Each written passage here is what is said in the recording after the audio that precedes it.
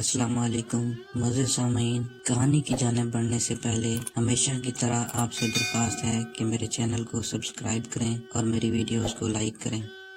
اس کو پیسوں کی ضرورت تھی اور مجھے اس کے جسم کی۔ میرے اندر کا شیطان پوری طرح جاگ چکا تھا۔ جب میں کمرے میں اس کے پیچھے داخل ہوا تو وہ برقع پہن رہی تھی۔ مجھے اس کا مجرا دیکھتے ہوئے مسلسل 10واں دن تھا۔ کیا غضب کی نئی چیز ہیرا منڈی آئی تھی۔ اس کا نام بلبل تھا۔ جب وہ ناچتی اور تھرکتی تھی تو جیسے سب تماشبین میں ہو جاتے۔ روزانہ اس کو ناچتا دیکھ کر میری شیطانی ہوس مزید پیاسی ہوتی جاتی اور میں نے فیصلہ کر لیا کہ اس سے ضرور ملوں گا۔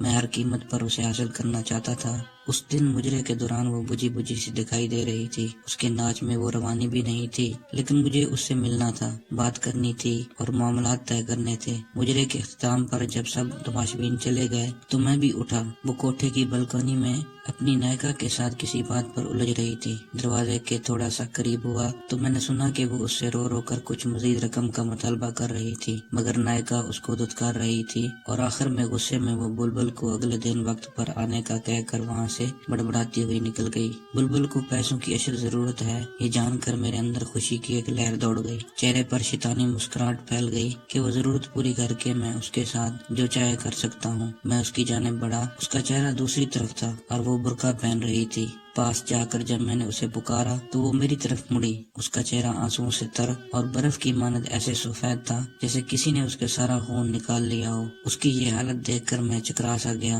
اور اس سے پوچھا کہ کیا ہوا ہے، وہ ایسے کیوں رو رہی ہے۔ میری طرف دیکھتے ہوئے وہ چند لمحے خاموش رہی اور میرے دوبارہ پوچھنے پر گھٹی گھٹی آواز میں بولی، ماں مر گئی کیا؟ جب مجھے اس کی سمجھ نہیں آئی تو وہ بے اختیار روتے ہوئے دوبارہ بولی کہ آج میری ماں مر گئی ہے۔ اس کے جواب سے جیسے میرے منہ کو تالا لگ گیا۔ میری شیطانی ہوس جس کو پورا کرنے کے لیے میں اس کی جانب آیا تھا مجھ سے میلوں دور بھاگ گئی۔ تو تم یہاں کیا کر رہی ہو؟ میں نے غصے اور حیرت سے اسے پوچھا۔ کفن دفن کے پیسے نہیں ہیں میرے پاس، اس لیے میں مجرا کرنے آئی تھی، مگر نیکا آج پیسے ہی نہیں دے رہی، کہتی ہے بہت مندی ہے، تماشبین کوٹھے پر نہیں آتے، جو آتے ہیں وہ پہلے کی طرح کچھ لٹاتے نہیں۔ وہ کہہ رہی ہے کہ عیدی والوں سے اپنی ماں کے کفن دفن کا انتظام کرا لو۔ اتنا کہہ کر وہ برقع پہن کر کوٹھے سے باہر نکل آئی۔ میں بھی اس کے پیچھے چل پڑا۔ میں تمہاری ماں کے کفن دفن کا بندوبست کرتا ہوں۔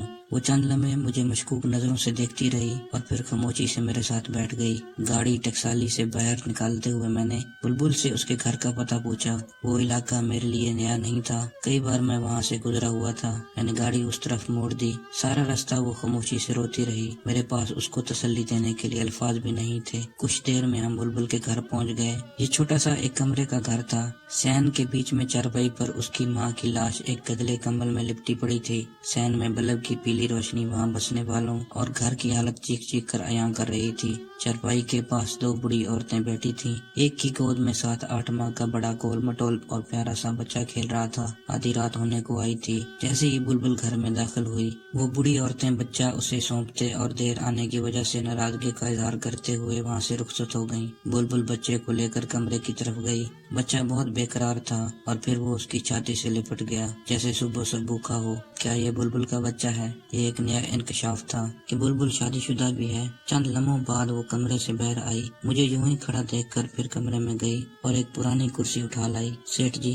معذرت، میرے گھر میں آپ کو بٹھانے کے لیے کوئی چیز نہیں ہے، وہ کرسی رکھتے ہوئے شرمندگی سے بولی۔ میں سر ہلاتے ہوئے اس کرسی پر بیٹھ گیا۔ کچھ سمجھ نہیں آ رہا تھا کہاں سے شروع کروں۔ تمہارا اصل نام کیا ہے بلبل؟ بالآخر میں نے اس سے پوچھا۔ وہ چپ رہی، شاید بتانا نہیں چاہ رہی تھی۔ افشاں، میرے دوبارہ پوچھنے پر اس نے آہستہ سے کہا۔ بہت افسوس ہوا تمہاری ماں کی وفات کا۔ وہ خاموش رہی۔ تمہارا باپ بھائی کوئی ہے؟ اس نے خاموشی سے نہیں میں سر ہلایا۔ یہ بچہ تمہارا ہے؟ اس نے پھر خاموشی سے ہاں میں سر ہلا دیا۔ تمہارا شوہر کہاں ہے؟ چند لمحے بعد وہ بولی، چھوڑ گیا۔ تم ہیرا منڈی کیسے گئی؟ تم مجھے ناچنے گانے والی تو نہیں لگتی۔ اب وہ نظریں اٹھا کر مجھے دیکھتی ہوئی بولی، سیٹھ جی قسمت وہاں لے گئی۔ گھر میں کوئی مرد نہیں تھا، ایک بیمار ماں اور بچے کی ذمہ داری تھی۔ کہیں اور کام نہیں ملا تو نہ چاہتے ہوئے بھی مجبوراً یہ راستہ اختیار کرنا پڑا۔ کچھ عرصے تک نائکا نے ناچ گانا سکھایا اور پھر دھندے پر بٹھا دیا۔ وہ مجھے مجرا کرنے کے لیے روزانہ 200 روپے دیتی ہے اور ساتھ میں تماشبینوں کا بچا کچا کھانا جو میں گھر لا کر اپنی ماں کو کھلاتی ہوں اور خود بھی کھاتی ہوں۔ برقعے میں آتی جاتی ہوں جس سے محلے میں کسی کو پتہ نہیں چلتا اور ایک بھرم قائم ہے۔ سیٹھ جی،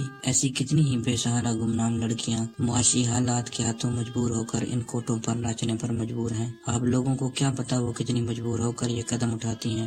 کوئی لڑکی اپنی خوشی سے یوں سب کے سامنے اپنے جسم اپنی عزت نیلام نہیں کرتی۔ جو لڑکیاں ایک بار اس دلدل میں گر پڑتی ہیں پھر وہ دھنستی ہی چلی جاتی ہیں اور پھر اس میں ہمیشہ کے لیے ڈوب جاتی ہیں۔ یہ سب کچھ بتاتے ہوئے افشاں کے لہجے میں بے بسی اور بے چارگی تھی، جیسے وہ کسی نہ کردہ گناہوں کی سزا کاٹ رہی ہو۔ میں کچھ دیر اس کے چہرے کو دیکھتا رہا، پھر پرس سے چند نوٹ نکالے اور اس کے ہاتھ میں تھماتے ہوئے بولا، کل اپنی ماں کی تدفین کروا لینا اور بچے کے لیے کچھ خوراک اور گھر کے لیے راشن پانی لے لینا۔ وہ اتنے سارے نوٹ ایک ساتھ دیکھ کر حیران ہو گئی۔ کیا ہوا؟ میں نے اس کو یوں چپ دیکھتے ہوئے پوچھا۔ سیٹھ جی، مجھے ان روپوں کے بدلے کیا کرنا ہوگا؟ وہ ڈرتے ڈرتے پوچھ رہی تھی۔ شاید یہ سوچ رہی تھی کہ ان نوٹوں کے بدلے سیٹھ پتہ نہیں کب تک اس کا جسم نوچے گا، کب تک اس کو سیٹھ کی رکھیل بند کر رہنا پڑے گا۔ اس کی بات سن کر مجھے اپنے آپ سے اتنی نفرت ہوئی کہ میں خواہش کرنے لگا کہ زمین پھٹ جائے اور میں اس میں سما جاؤں۔ مجھے احساس ہوا کہ میں ذلت اور اپنے کردار کی پستی کی آخری حد کو چھو رہا تھا۔ میں اس بے حس معاشرے میں ایک تنہا اور بے سہارا لڑکی کی مدد کر رہا تھا، مگر وہ اس کو بھی ایک ڈیل کے طور پر سمجھ رہی تھی۔ شاید جہاں سے میں اٹھ کر آیا تھا وہاں پر جانے والے لوگوں سے بغیر کسی وجہ کے مدد کی توقع نہیں کی جاتی۔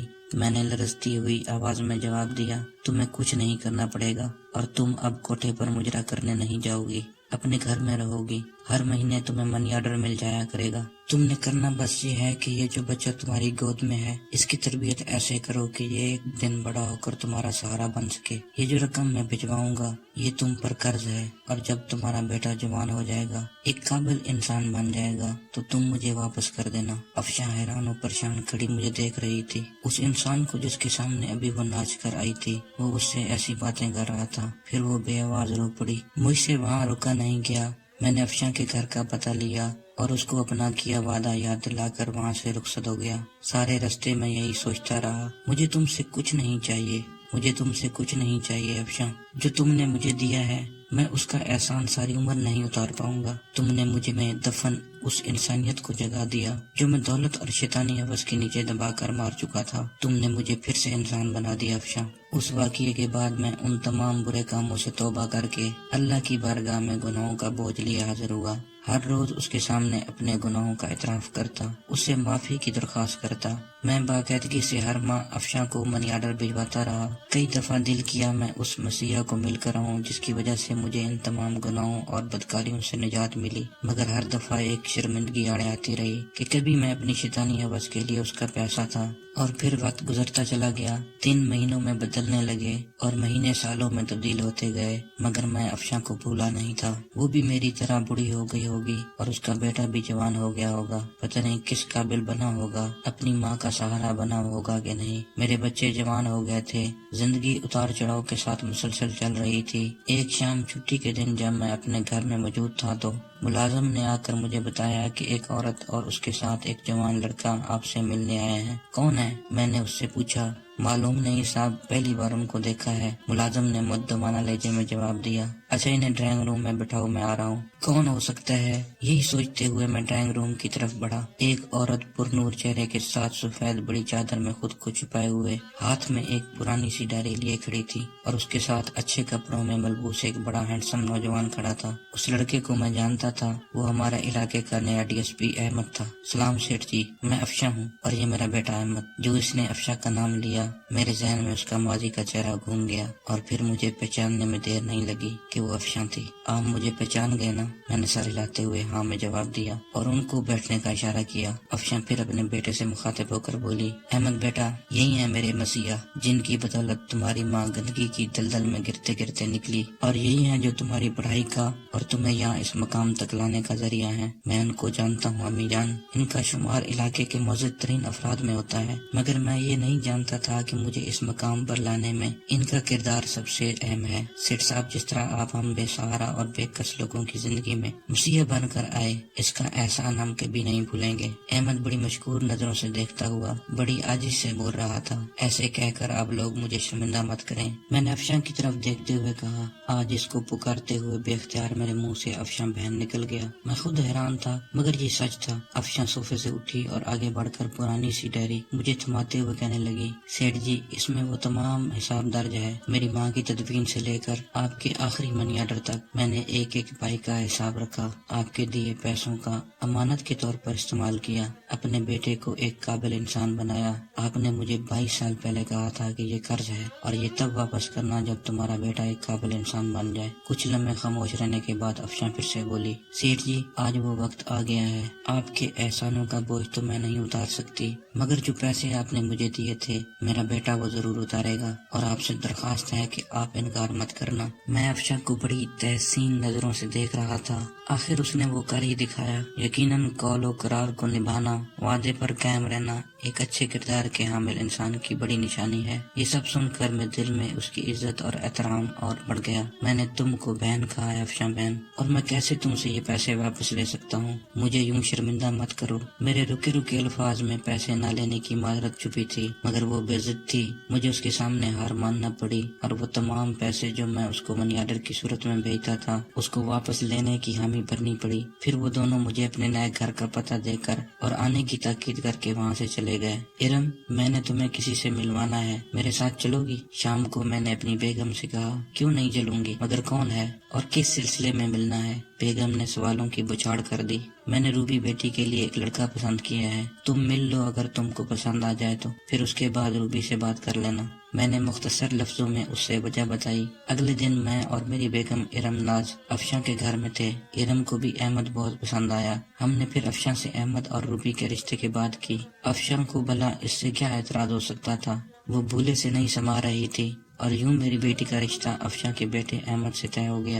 وہ تعلق جو طوائف اور تماشبین جیسے گندے رشتے سے شروع ہوا تھا، اس کا اختتام ایک نہایت مہذب رشتے کی شکل میں ہوا۔ یہ سچ ہے کہ ہر انسان کو قدرت سدھرنے کا موقع ضرور دیتی ہے، کبھی گندگی کے ڈھیر سے اس کو ایسا سبق سکھا دیتی ہے، کبھی دو بھٹکے لوگوں کو ملا کر سیدھے راہ پر لے آتی ہے اور انسان ساری زندگی اسی کے مطابق گزارنے کو فخر محسوس کرتا ہے۔ کبھی وہ طوائف اور میں تماشبین تھا، مگر آج وہ میری منہ بولی بہن اور اس کا بیٹا میری بیٹی کا شوہر ہے، اور مجھے ان دونوں رشتوں پر فخر ہے۔